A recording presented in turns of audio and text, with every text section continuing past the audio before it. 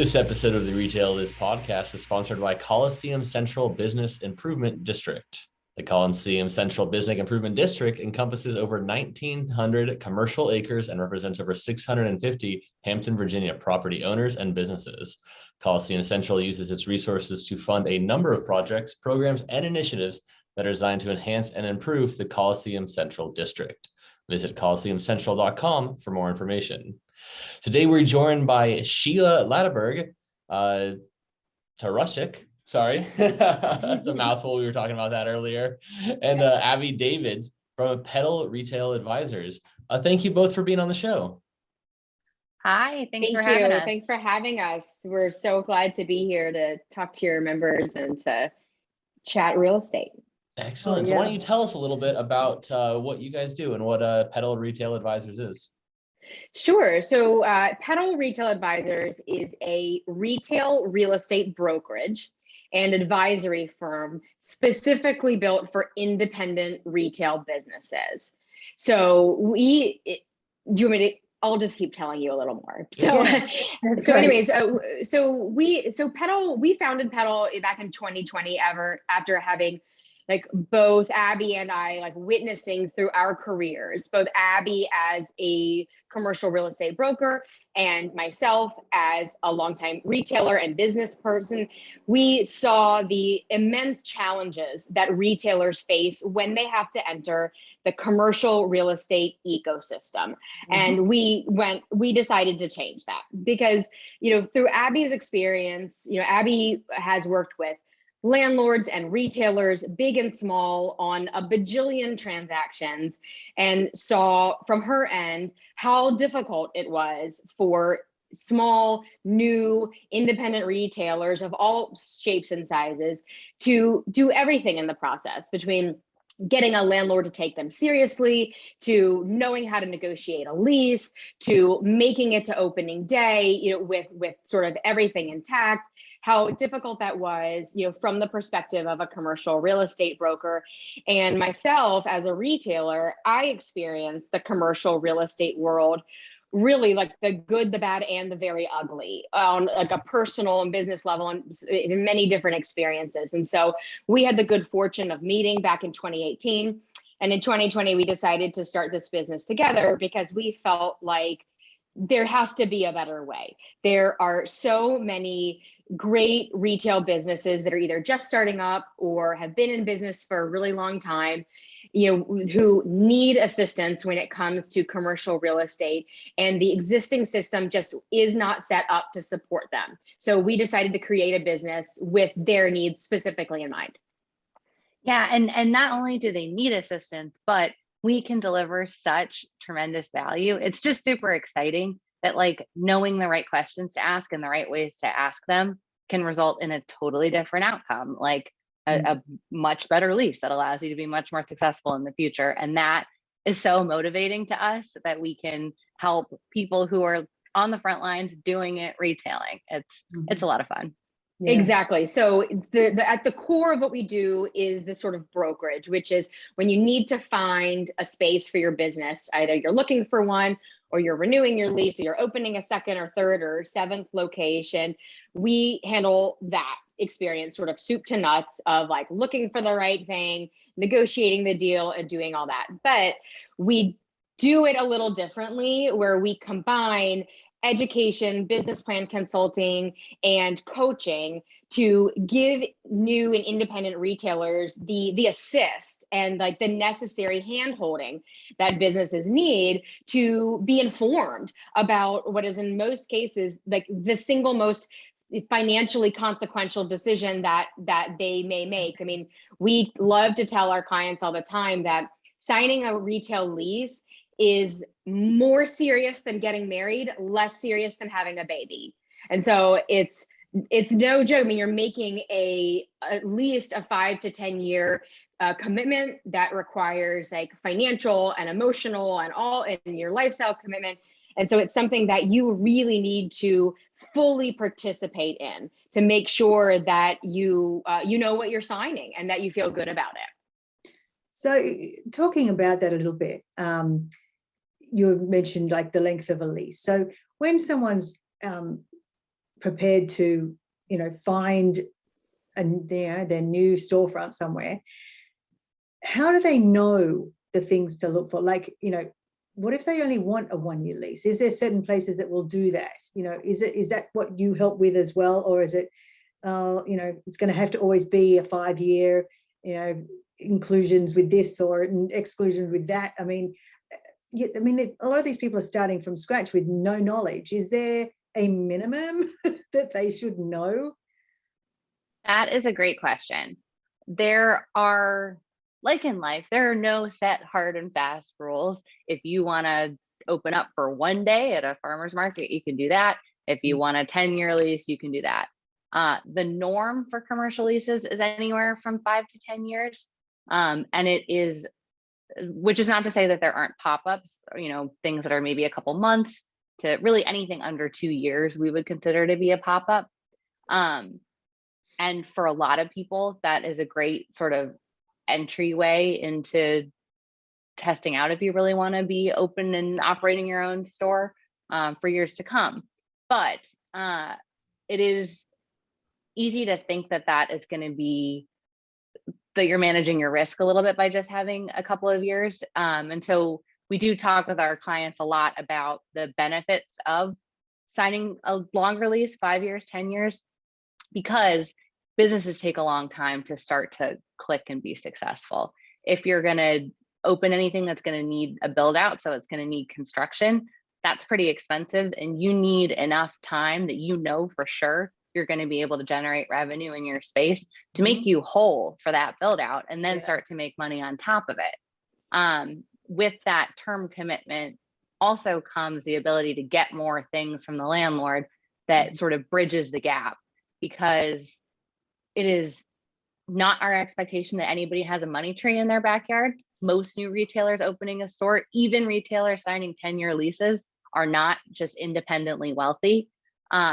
So anyway, to that end, our philosophy is always that where there's a will, there's a way. Yeah, and I would also add to that our engagement with our clients, sort of wherever they come into to our business, it always starts with the business plan. Like, we love talking about business plans because that is the foundation of everything, right? Not just because a potential landlord's going to absolutely expect to see it, so will a banker, so will an investor, but it's because you really need to put the thought into how this business is going to work. How is it going to work? Do you understand, who your target market is? How are you planning to operate? What are your financial projections? Like, no one wants to write a business plan. That's a story for another day, but it's such an essential piece of the work. And that's why we always start the conversation there. And Joey, it really goes to one of your questions also, is that your business plan gives you the answers to those questions, right? Your business plan is where you get what we call space, location, site criteria, right? So if your restaurant, depending on the menu that you plan to serve at your restaurant, that's going to tell you whether you need certain ventilation. What kind of hood is it? Do you need parking for a catering van?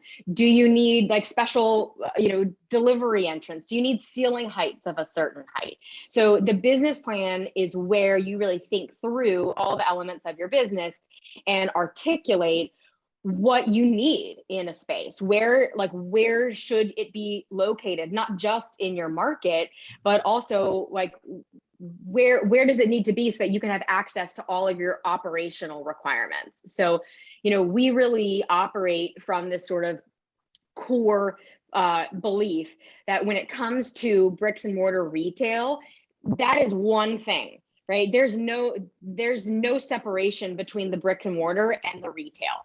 Like, your space is only right. Your space only works for you if you can do operationally what you need to do in your business. And your operations only function smoothly when the space is right and when it's located in the right place. So you really can't have a conversation about one without the other. Makes sense. And to stay on that point for just 1 second, it's really common because Kylie, you asked, how do you even know what's available and what's possible and what landlords are going to do? yes, of course, it's important what landlords are willing to do or not willing to do. But what's more important is to start by really understanding what you need and what you want.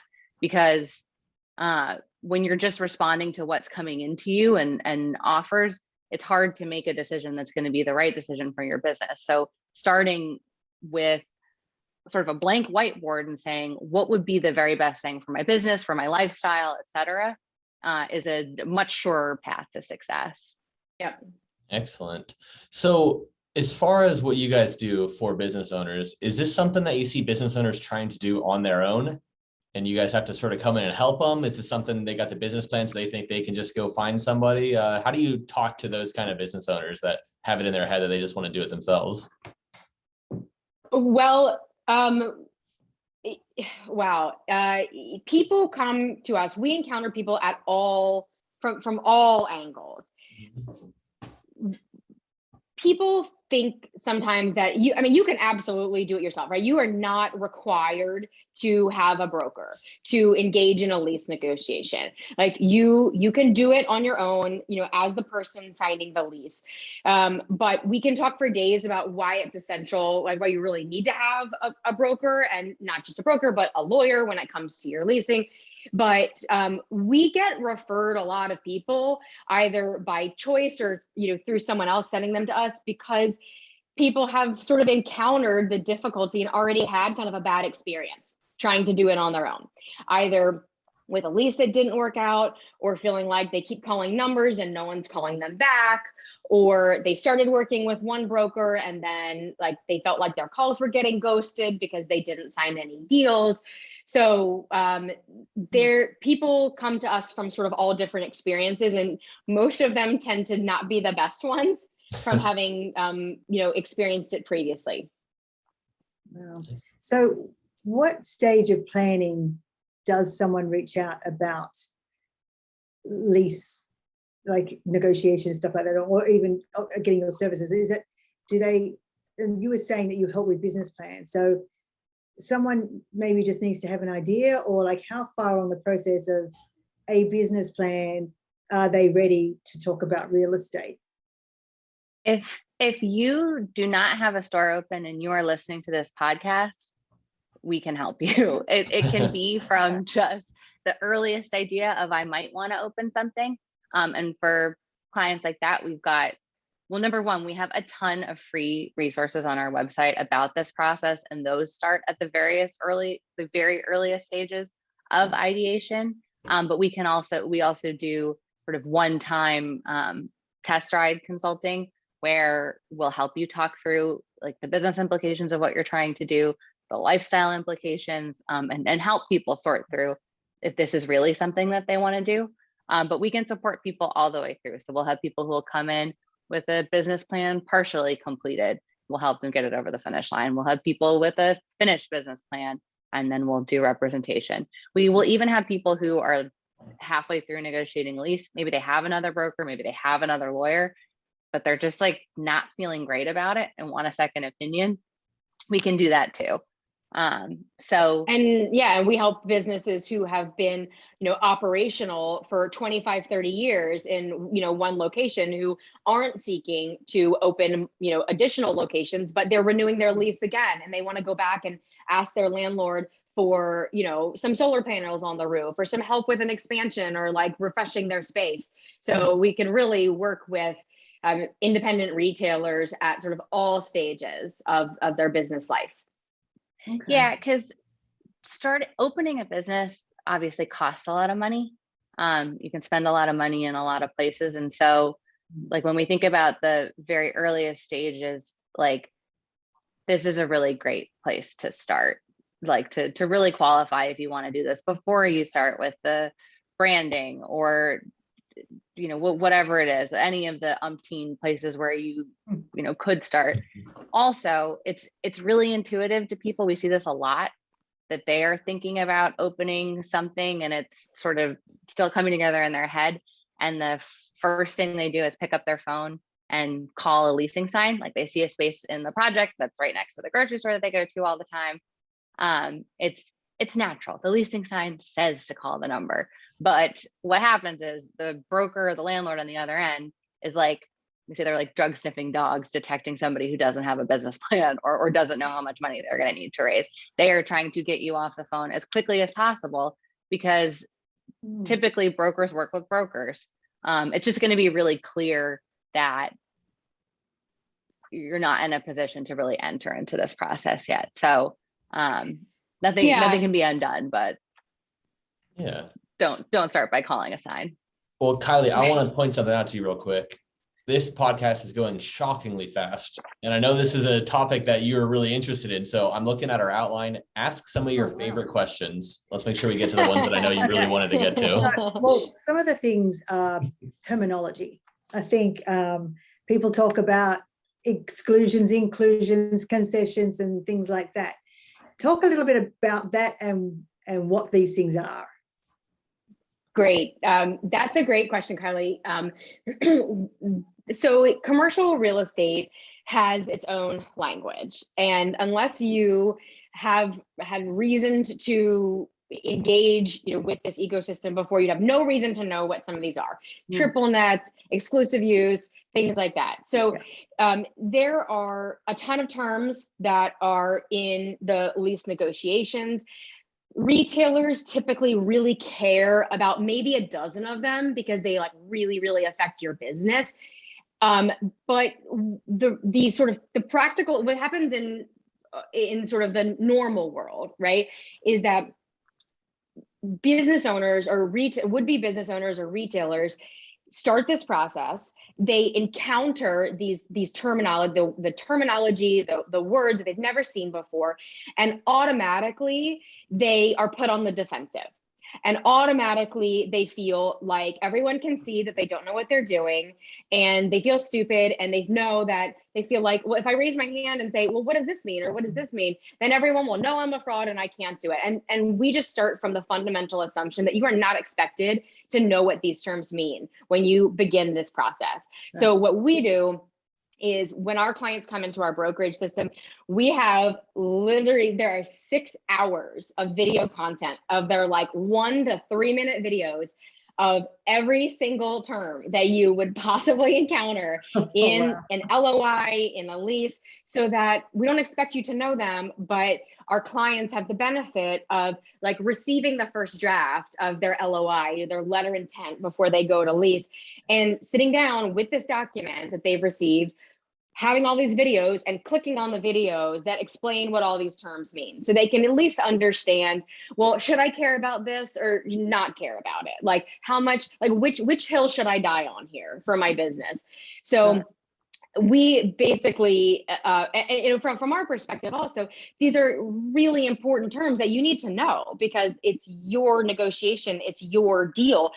But you don't need to come into it knowing what these things are automatically. But having this, having the knowledge, being able to prep yourself for meetings with the landlord's broker or participating in the conversation, the more knowledge you have, the more confidence you feel, and the more ability you have to make smart decisions because you're not sort of operating from a feeling that people are going to think you're dumb. Because you're not dumb. You are perfectly, you are capable and you are the master of your craft. You're just trying to open a bricks and mortar business, and there's no reason you should know what these terms are before. So yes, that is oftentimes where people get really tripped up, is because you start, you're kind of handling it on your own. And Joey, this speaks to sort of a common retailer experience of kind of going it on your own. You go out there, you're having, some negotiations, and then you get the first drafts back of what an agreement would look like. And you're like, I don't even know what like 30 words are on this page. And there are things that you can Google it, but you have no idea what the context is, or like why you should care or what matters. So that's and we just told you not to call signs, and really don't, but some basics to know so you are not confused if you're going to do it anyway, because I know that there will be people that don't listen. Rents are quoted per square foot per year, everywhere except California in the US. So That's what they're saying. The rent that is quoted to you is going to be an asking rent. It's going to be a starting rent, so it could be negotiable. It's probably going to be a base rent. What that means is there are going to be additional charges on top of that, which are most often triple nets that we just mentioned. People might mention the triple nets, they might not, but triple nets are also called pass-through costs. They're costs that the landlord has to pay to maintain the property that they're going to then bill you for. So it's not like it's revenue coming into them. It's real estate taxes, it's common area maintenance, that kind of thing. So just two super basic terms that if you are, interacting with someone in commercial real estate, they're going to quote rents to you in dollars per square foot, and do expect that that's going to be a base rent. There are going to be additional charges on top of that.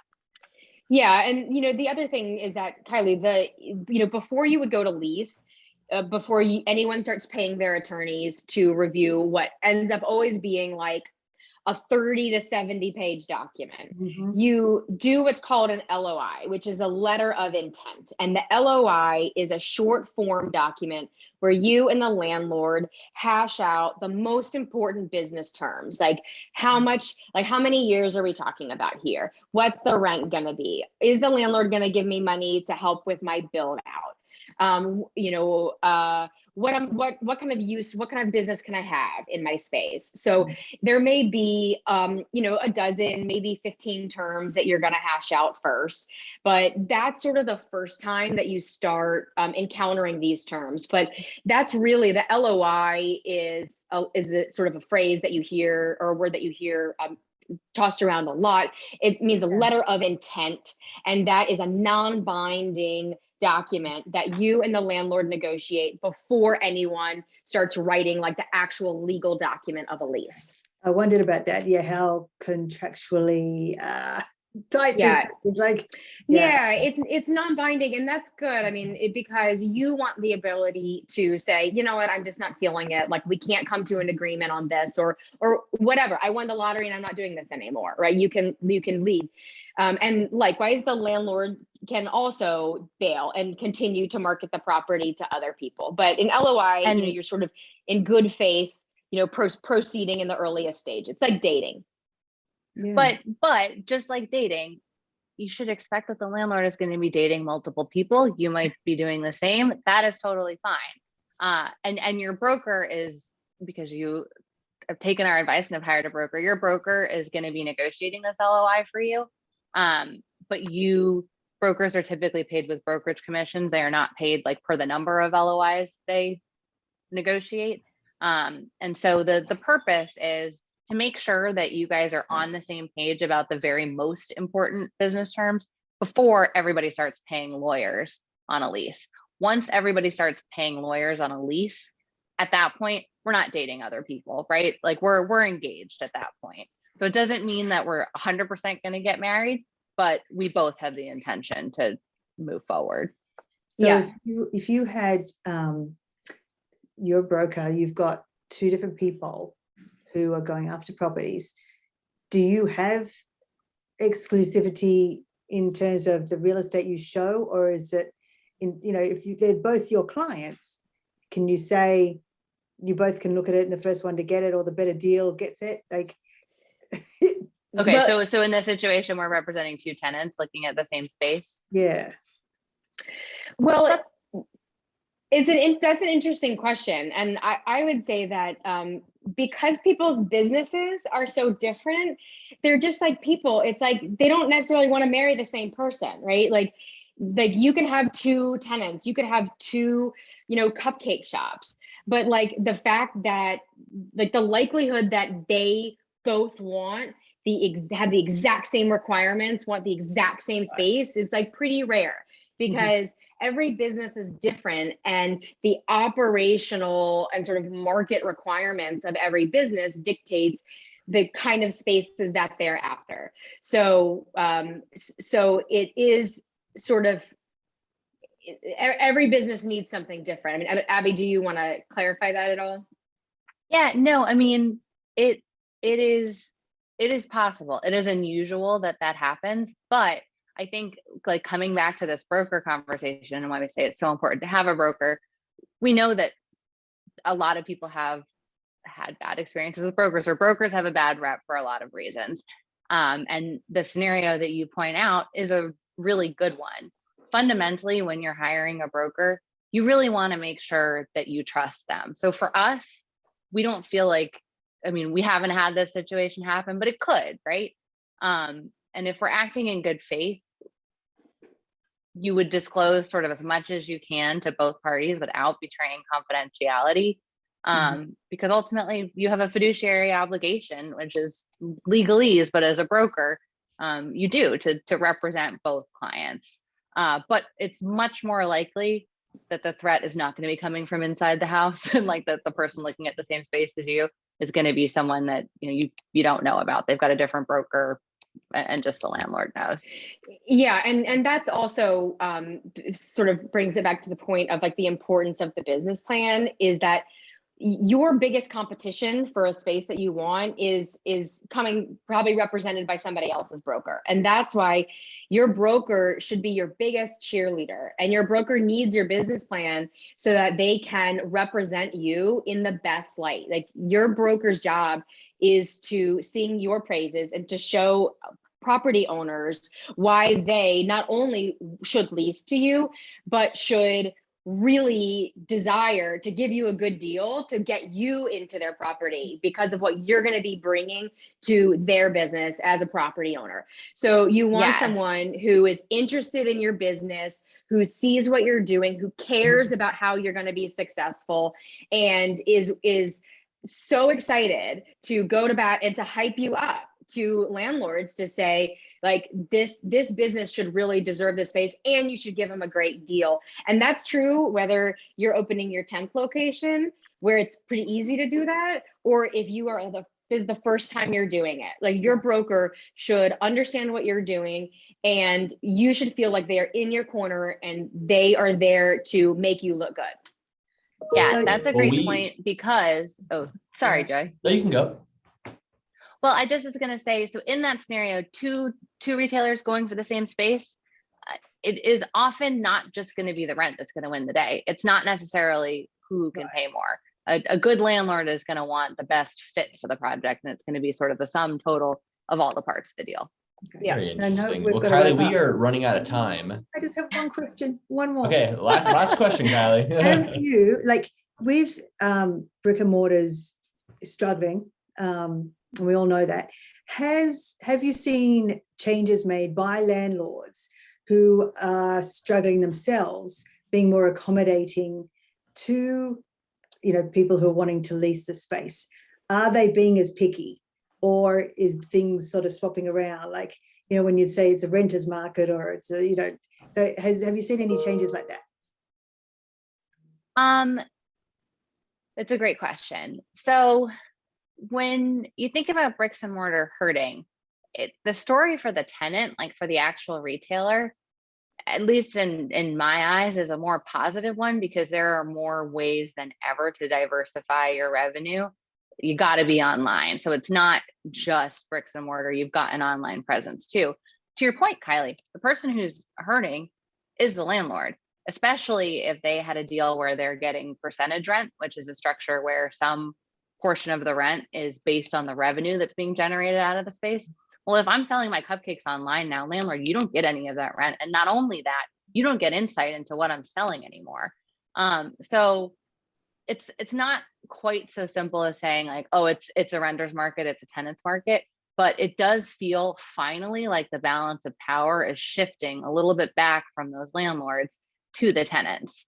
And so that's why we're so passionate about what we do in matchmaking aspiring retailers who have the grit and have the hustle with a great broker who's going to position them appropriately, because landlords want to say yes, and they want to say yes to local, not just because they want their space leased, but because there's demand from consumers to see local businesses and not just see chain after chain after chain. So it really is as simple as knowing what to ask for and how to ask for it. Yeah. Okay, great. Thank you. Well, thanks, Joey. Perfect. That was a very interesting conversation, and we all learned a lot. Sheila, Abby, thank you so much for being on the show. How can people get a hold of you? How can they find you guys? Thank you so much for we having are- us. Yeah. Yeah, we are on the World Wide Web, pedalretail.com. We are on Instagram at pedalretail. And we, like I said, on that website, you will see we have a ton of free resources, including a weekly newsletter on topics like this. So stay in touch. We'd love to hear from you. Awesome. Well, thank you guys so much. Yeah. All right. You've been listening to the Retail Is podcast. If you've enjoyed what you heard, you can find more at retailalliance.com/retail-is-podcast, or you can search YouTube for Retail Alliance. I'm Joey Morgan. And I'm Kylie Ross Seibert. Thanks for listening.